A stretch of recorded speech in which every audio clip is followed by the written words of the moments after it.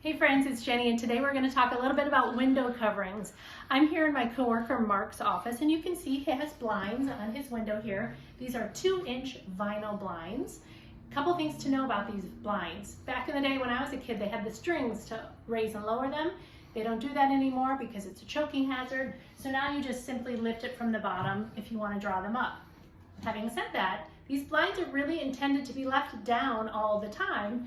What they really want you to do is just twist the little joystick here to let light in and out.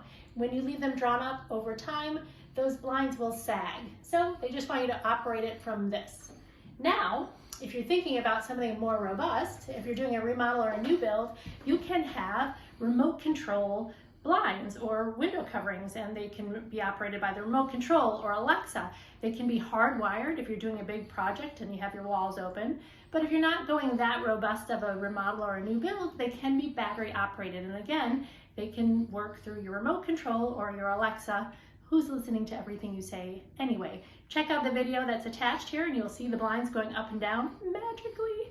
So think about your blinds when you're redoing your house, and for all your moms out there, Happy Mother's Day. Enjoy your day. See you next week.